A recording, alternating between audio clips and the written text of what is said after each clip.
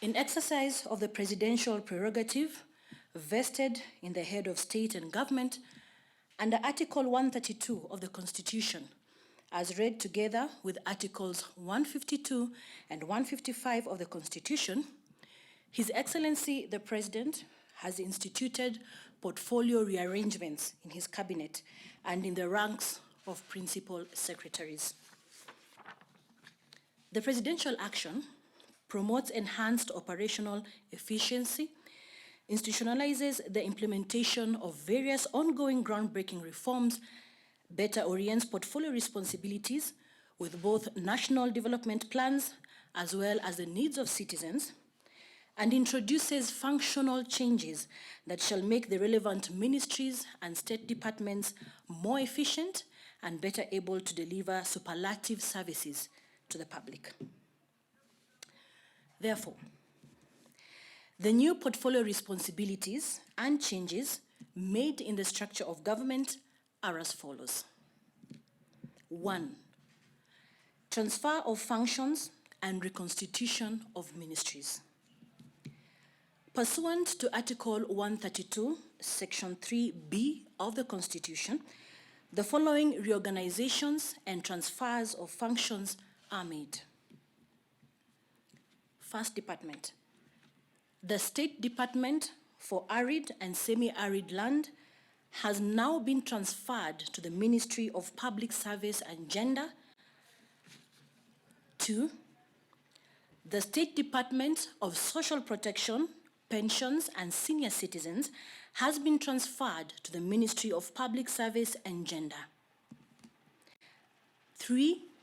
The State Department of Special Programs is transferred to the State Department of Social Protection, Pensions and Senior Citizens Affairs, and the department will hereby be renamed as the State Department for Social Protection, Senior Citizens Affairs and Special Programs.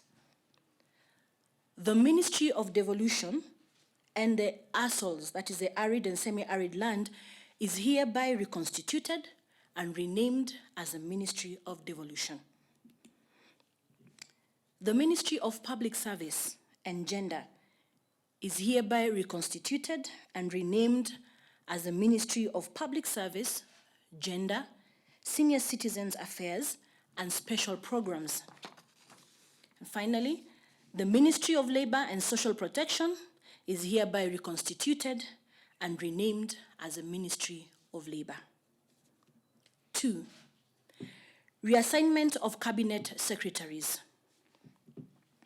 In accordance with Article 155, Section 5A of the Constitution, the following Cabinet Secretaries have been reassigned.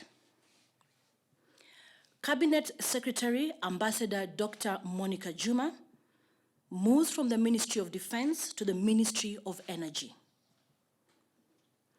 Cabinet Secretary Honorable Charles Keter moves and becomes the Cabinet Secretary of the Ministry of Devolution. Cabinet Secretary Honorable Eugene Wamalwa now takes over the Ministry of Defense.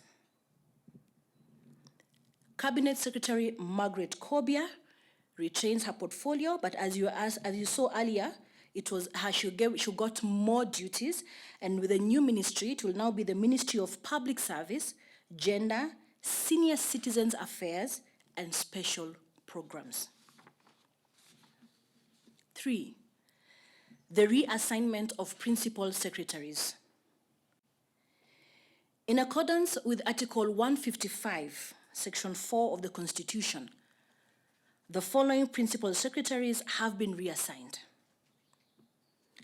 Principal Secretary Major General Retired Gordon O. Kihalangwa now becomes the Principal Secretary in the State Department of Energy. Dr. Engineer Joseph K. Njoroge now becomes the Principal Secretary of the State Department for Transport. Mr. Solomon Kitungo now becomes the Principal Secretary of the State Department of Public Works.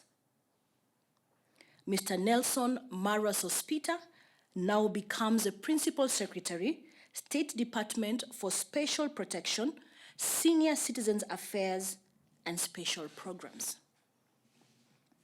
Ladies and gentlemen, those changes take effect immediately.